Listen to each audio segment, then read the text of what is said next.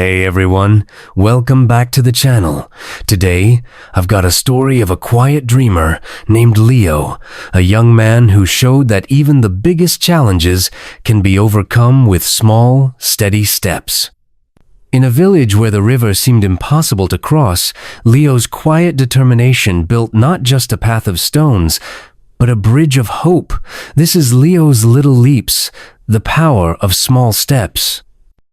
Leo lived in a small, quiet village nestled beside a wide, powerful river. The village, named Greenhollow, was a place of gentle hills and kind people, but the river was always a silent challenge. It flowed with a steady, deep current, separating Greenhollow from the whispering forest on the other side. The forest was legendary, whispered about for its tall, ancient trees, its hidden clearings, and most of all, its abundant, sweet, wild fruits, berries red as rubies and golden apples. But the river was a barrier. No one could swim its width easily, and there had never been a bridge. The dream of crossing to the whispering forest remained just a dream, year after year.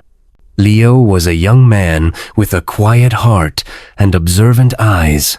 He loved to draw the world around him. His sketchbooks were filled with the winding river, the proud village houses, and the imagined beauty of the whispering forest. He spent hours by the riverbank, tracing the distant outline of the trees, feeling a deep longing to experience their secrets. Many villagers shared this longing, but their sighs of, "It's too far, the river is too wide, and it's simply impossible," had become a familiar song, sung through generations. One warm, sunny morning, Leo sat by the river, lost in his thoughts. He watched a tiny ant. It was carrying a piece of dried leaf, a fragment easily 10 times its own size. The ant moved slowly, sometimes getting stuck, sometimes having to go around a pebble. It did not give up. It pulled, it pushed, it rested for a second, then pulled again. Inch by tiny inch, it carried its burden towards a crack in the ground, its home. Leo watched for a long time. The ant's journey was so small, so slow, yet it was making progress. A powerful idea sparked in Leo's mind, bright and clear like the morning dew. Maybe, he thought, his heart quickening, even a very big dream like reaching the whispering forest can start with something incredibly small. He looked at the wide, daunting river again. It still looked impossible. But then he looked at the riverbank, right where he sat. He noticed several large, smooth rocks, half buried in the earth. They were heavy, unmoving part of the landscape. They weren't enough to cross the whole river, not by a long shot, but they were there. "What if," he whispered to himself, "I just move one rock, just one, closer to the water's edge?" It was such a tiny, almost foolish idea. Many people, if they heard it, would surely laugh.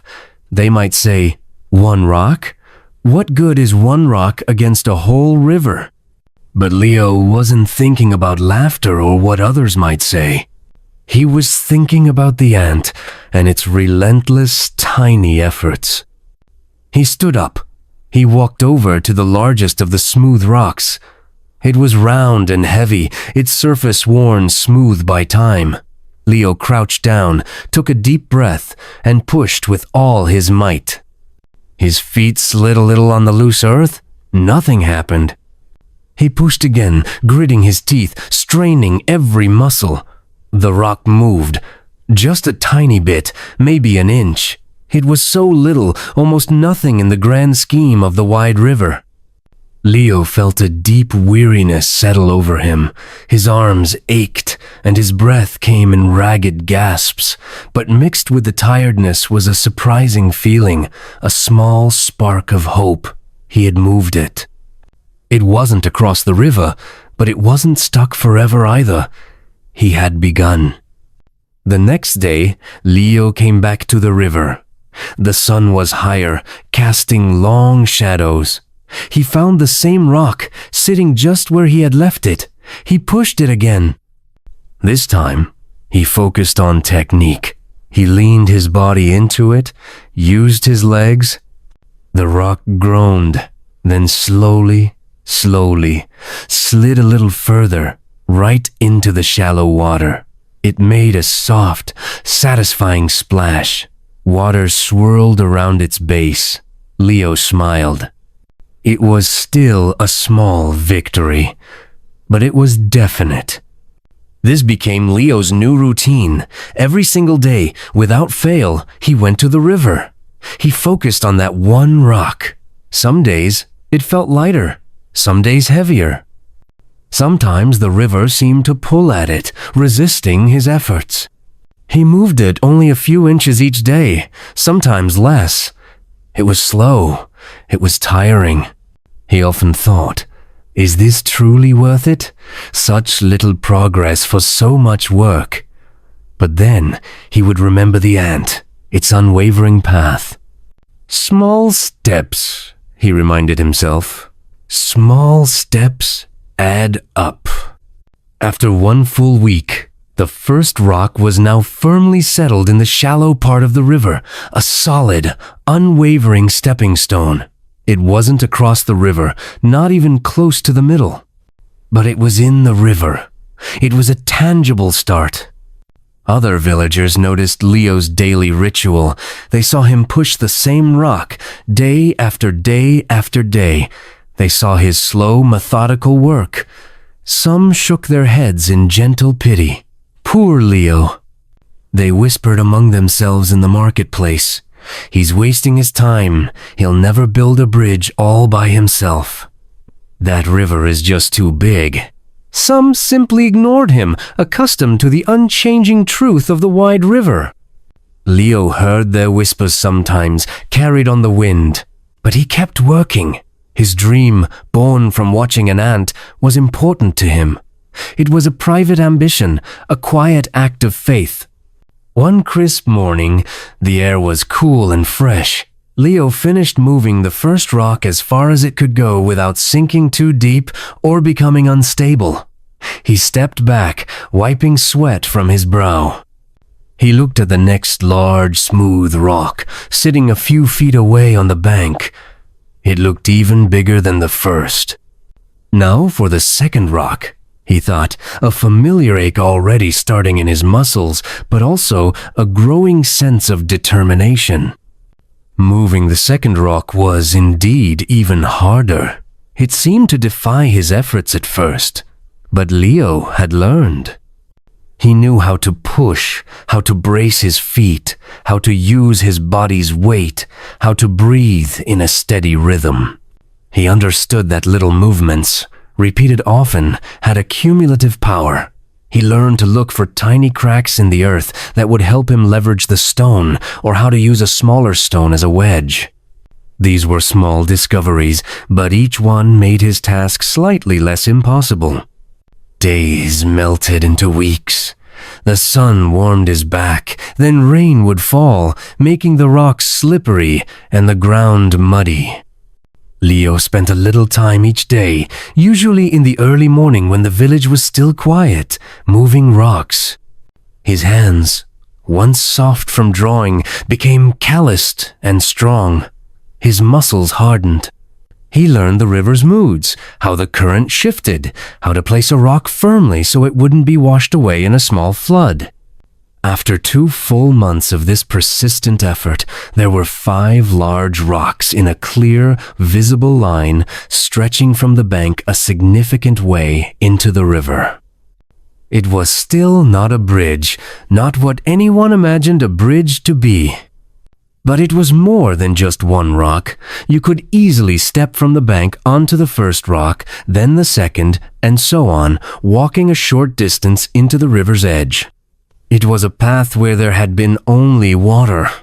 One afternoon, a little boy named Sam, with bright, curious eyes, came running to the riverbank. He saw Leo working, grunting softly as he nudged the 5th rock. Sam's eyes widened when he saw the line of stones. "Mr. Leo," Sam asked, his voice full of wonder, "what are you building?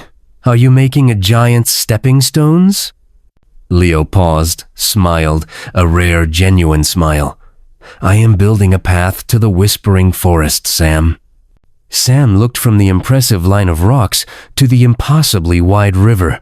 "But it's so far away," he exclaimed, his brow furrowed. "Yes," Leo agreed, his voice calm. "But we always start with small steps, Sam. One step at a time."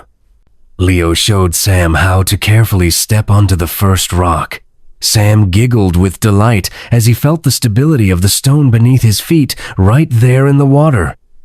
Then Leo helped him step to the second, and then the third. Sam laughed louder. It was exhilarating. He had never been able to walk into the river before. He felt like an explorer. Word of Leo's stepping stones began to spread beyond quiet whispers. More children, drawn by Sam's excitement, came to the river. They saw the rocks. They started to play on them, jumping from one to another, daring each other to go further. It was still not a bridge that a grown-up would walk across easily, but it was something new, something that had never been there before. It was progress. One evening, as the sun dipped below the distant hills, the respected village elder, Mrs. Anya, came to the river. Her hair was like spun silver, and her eyes held years of wisdom. She watched Leo for a long time, her gaze thoughtful. She had observed his quiet dedication for weeks, seeing beyond the physical effort. "Leo," she said, her voice soft but clear like the river itself, "you have done a truly great thing here." Leo looked surprised, a blush rising on his cheeks. "But, Mrs. Anya," he said, gesturing to the still wide river, "it's just a few rocks. The river is still so vast." Mrs. Anya smiled, a knowing, gentle smile. "It's not about the river's width, Leo. It's about your steps. Each rock you moved was a small step. Each step was a step of hope and persistence. You showed us, with your hands and your quiet will, that even impossible things can begin. You chipped away at the impossible, one small piece at a time."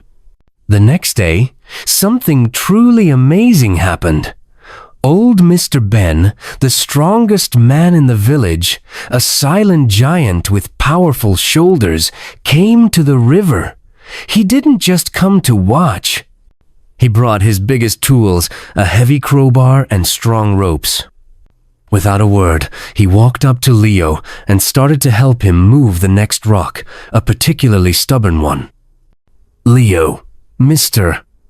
Ben grunted, pushing with all his might, the muscle knotting in his arms. "I watched you for weeks. I admit, I thought you were foolish at first, but you didn't stop. You showed me that even the biggest problems, those that seem rooted in the earth, can be solved. One small push, one small effort at a time." Then, Mrs. Lily, who was known for her incredible organization and ability to get things done, arrived. She saw Mr. Ben helping. Her eyes, sharp and intelligent, immediately saw the potential. "We need more rocks, Leo," she announced, her voice brisk and efficient. "And perhaps some stronger ropes and wooden rollers to help slide them. We need a plan." She didn't just suggest, she started to gather other villagers. She told them Leo's story, how he started with one small rock, day after day, against all odds and all doubts. Soon, the entire village was buzzing with talk of Leo's small steps. The concept, so simple yet so profound, spread like wildfire. It was no longer just Leo's dream. It was becoming a shared project, a collective hope. Young men and women, even older, wiser people, came to help. They brought their own tools, their strong backs, and their determination. They brought food and water for the workers. They found bigger, better-shaped rocks in the surrounding hills.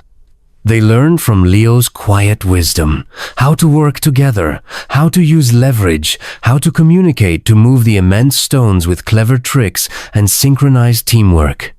Laughter and encouraging shouts replaced the earlier whispers of doubt. The line of rocks grew longer and longer, a true path emerging from the water. It was still incredibly hard work. Sometimes a massive rock would slip from its grasp, plunging back into the river with a heavy splash, undoing hours of effort. Sometimes a sudden, fierce storm would swell the river, making it rough and dangerous, and they would lose some progress, their carefully placed stones shifting. There were days of frustration, of aching muscles, of feeling like they were taking 2 steps forward and 1 step back. But no one gave up now. They remembered Leo's first lonely pushes. They remembered the tenacious ant. They looked at the growing line of stones and saw how far they had come, one small movement at a time. "One more step," they would shout, their voices echoing across the water. "Just a little more." This became their new village song, a song of perseverance. Months turned into seasons. The bright sun of summer gave way to the golden hues of autumn, then the crisp, cold air of winter, and finally, the fresh green of spring. The village had learned patience, resilience, and the power of collective small steps. Finally, after almost a full year of continuous, dedicated effort, the impossible happened. The last, largest rock was carefully maneuvered and placed. It connected the Greenhollow side to a large, flat, welcoming stone on the very edge of the whispering forest. It wasn't a fancy bridge made of polished wood or gleaming metal, but it was a path. A strong, stable path made of solid, unyielding rocks. A path built entirely from the power of small, consistent steps. The day they finished, the entire village gathered by the river. The air was filled with cheers, shouts of triumph, and happy tears. Children danced on the new path. Adults embraced, their faces beaming with pride. Leo stood quietly at the edge, watching them, a gentle smile on his face. His heart was full, overflowing with quiet joy. Mrs. Anya came to him, her eyes shining. "Leo," she said, her voice rich with emotion, "you did not build just a bridge across the river. You built something far more important. You built belief. You showed us that a journey of 1,000 miles truly begins with a single step, and then another small step, and another. You proved that dreams, no matter how grand, can be achieved through consistent, even tiny, actions." The villagers, now confident, started to cross the rock path. Slowly, carefully at first, then, with growing confidence, they stepped from stone to stone. Children raced ahead, their laughter echoing through the whispering forest. Adults carried empty baskets, eager to fill them with the legendary wild fruits. The dream that had seemed impossible, forever trapped on the other side of the wide river, was now a tangible, accessible reality. Leo was among the first to cross, feeling the familiar, firm rocks under his feet. He looked back at the bustling village, now connected. Then he looked ahead to the deep green trees of the whispering forest. He walked into its cool shade, picked a sweet, juicy berry, ruby red, just as he had imagined. It tasted like success, like perseverance, like the quiet, incredible power of tiny, consistent efforts. From that day on, whenever someone in Greenhollow faced a big problem, a daunting task, or a seemingly impossible dream, they would pause, look at the river path, and say, "Remember Leo's little leaps. They understood that big dreams don't need big dramatic beginnings. They just need one small step, then another and another, patiently and persistently, until the dream becomes real. And Leo, the quiet young man who started by simply pushing one heavy rock an inch at a time, became known throughout Greenhollow as the one who showed everyone the incredible, transformative power of small, steady steps towards any great goal. His legacy wasn't just a path across the river. It was a path of hope and perseverance in the hearts of his people.